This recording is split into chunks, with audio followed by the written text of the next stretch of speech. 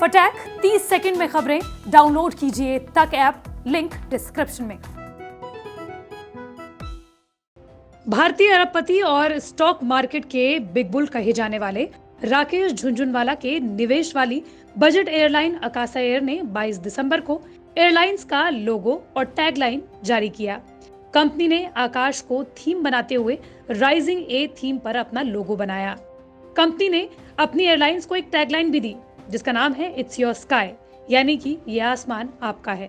Company ने बताया कि उसकी टैगलाइन ये आपका आसमान है दिखाता है कि एयरलाइन सभी भारतीयों के आसमान में उड़ने के सपने को पूरा करने के लिए प्रतिबद्ध है, फिर चाहे वो किसी भी सामाजिक, सांस्कृतिक और आर्थिक पृष्ठभूमि के क्यों न हो। ब्रांड के रंग सनराइज ऑरेंज और पैशनेट पर्पल एयरलाइंस की गर्मजोशी, युवा और सम्मानजनक प्रकृति को दिखाते हैं।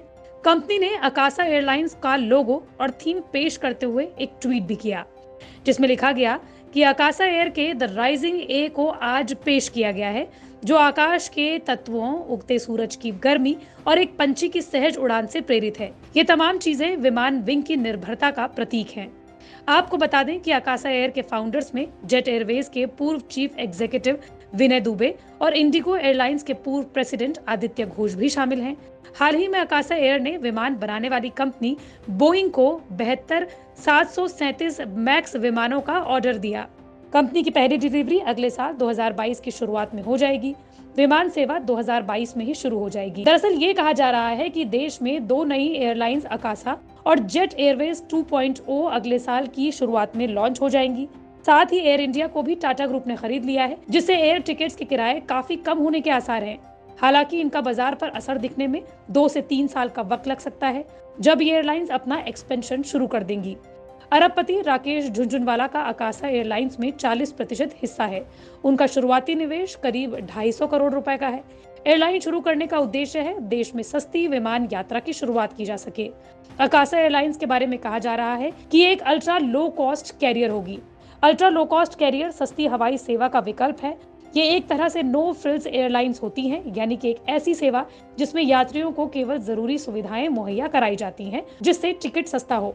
अलग से सर्विसेज के लिए अलग से चार्ज देना पड़ता है।